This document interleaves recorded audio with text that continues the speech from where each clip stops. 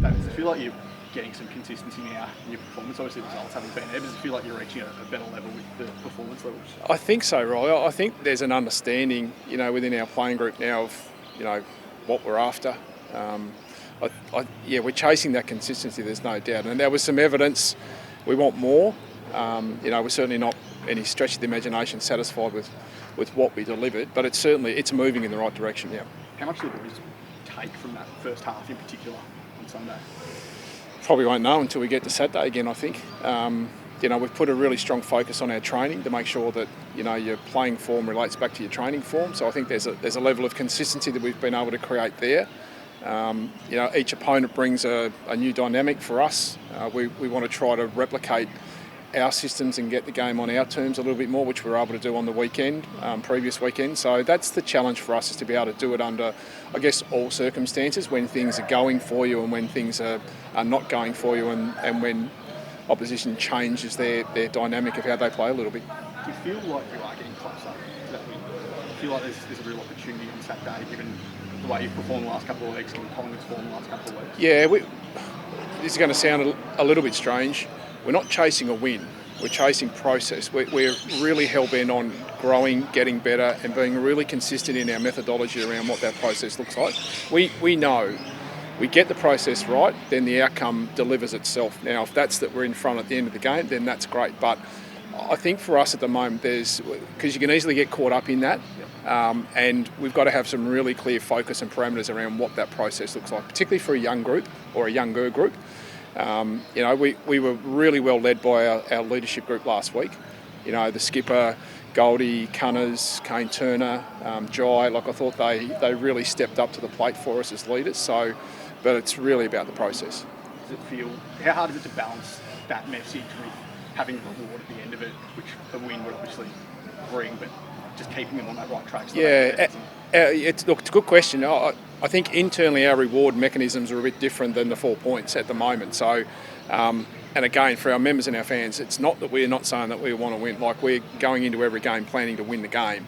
But I think you can easily get caught up into that. So internally, there's a lot of boxes that we're ticking along the way, and our improvement is now being a little bit more on display than maybe what it's been in sort of the overall review for us.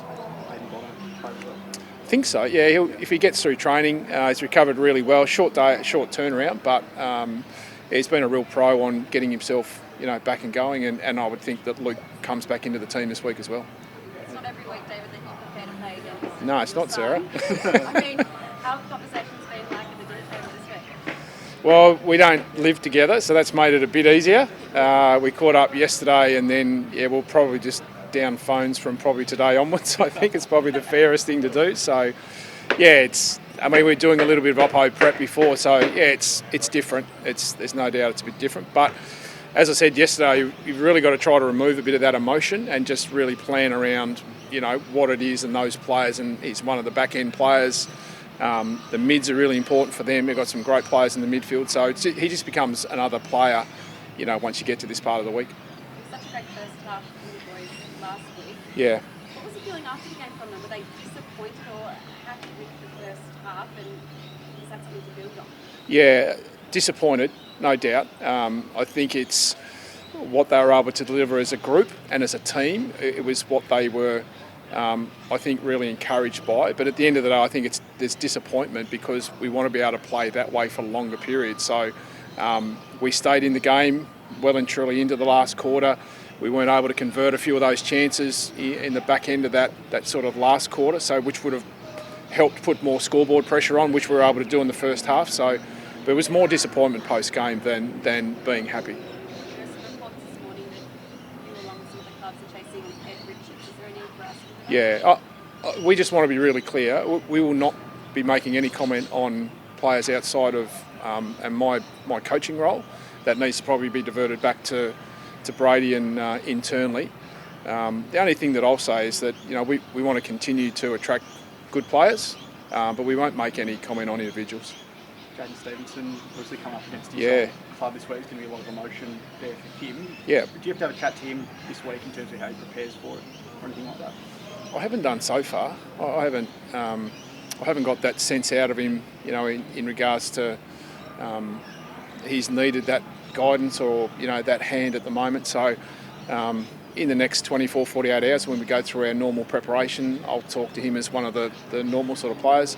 There's perhaps there's probably another emotion that sort of goes in normally when you have going into a game. If you're a little bit nervous or a little bit anxious as a player, that may build with Steve. I don't know how he feels about playing against his old team, but he's clearly moved on. He's playing some really good footy for us. We've settled him in a couple of different roles, and we're looking forward to supporting him playing against his old team. Probably need another week in the VFL. I think so. Yeah, I think so. I mean, I think if you look at Trent's prep, he was unable to get through pre-season at all. We've been able to slowly build him into that. He got through some limited time last week, so he's still going to need some ground time. But we'll assess it as we go through training today. But I think our main thought process is he plays VFL again this week. Is there any clarity on when Hayden Core might be able to return yet, or is that still up in the air? Still up in the air a little bit. He's doing a little bit of stationary work, but yeah, those infections can sometimes just be a little bit, up and down a little bit. So it's a little bit of a watch at the moment. So yeah, we're not sure at this stage. We've just got one, just 40,000 members. Yeah, sorry. Yeah, members. are we going to put that on the website?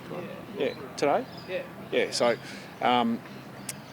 the reason I say that, so I got the privilege of actually ringing our 40,000th family on Wednesday, which was a great pleasure to be able to do. So a family that's been heavily invested in our club for a long period of time. It's got great history.